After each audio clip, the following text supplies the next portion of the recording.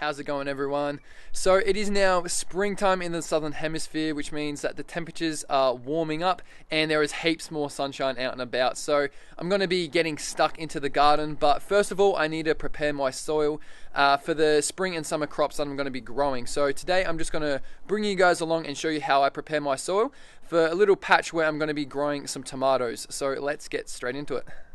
Okay, so this is the patch where I'm going to be growing some tomatoes. Now, tomatoes are a very, very hungry vegetable and they like a lot of nutrients, they like a lot of water. So to spice up this soil, I'm going to be adding a lot of organic matter. But first, got to remove the mulch. So this is some sugarcane mulch that I had on from the previous crop. But I'm going to remove all that, put that in an empty container, and then we'll add all the organic matter. Now the first thing I'm going to add to this soil is some organic matter. Now this is going to be in the form of cow manure.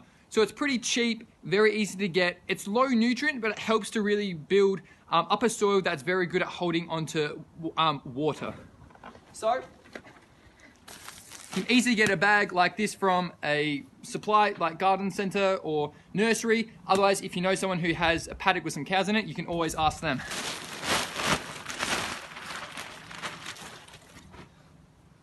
Okay, so the next thing I'm going to be adding is some more nutrient-dense additive. Now, this is dynamic lifter. So this is more of a pelletized chicken manure, so it has very good nitrogen, phosphorus, potassium, and also some sort of composted seaweed blended in there and some other goodies. So I'm going to add a couple of handfuls of this.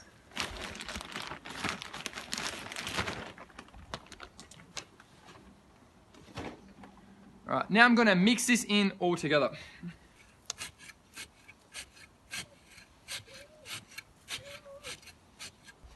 All right, now the last thing I'm going to be adding before I put the mulch back on is some partly composted compost. So this is still got lots of big chunks and pieces, but it will really help to just spread over the top almost as a secondary mulch, really provide a lot of nutrients for the tomatoes, and just help to keep the weeds down as well.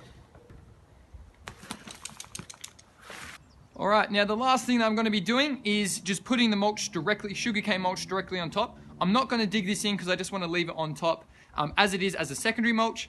So I'm going to add the sugarcane mulch, water it in, and then let it sit for at least a week. This will just help it to sort of get into the soil a bit, help for the microbes in the soil to already break it down, make some nutrients available to the tomatoes when they're planted.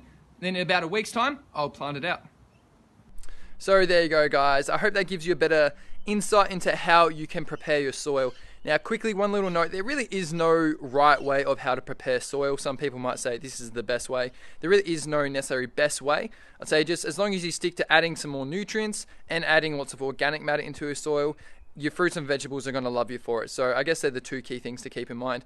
Now, that's the end of the video, so I'll catch you guys there. But first of all, before I leave, if you have any comments, suggestions, or questions for me, make sure you chuck them down below and I'll get back to you as soon as possible. And lastly, if you like that, make sure you give it a big thumbs up. And also, don't forget to subscribe and also hit that bell notification so that way whenever I post a new video, you'll be one of the first to see it. So I'll leave it there, let you guys go, but I hope you enjoyed that and I hope your gardens are booming and I'll catch you on the next video. Cheers, guys.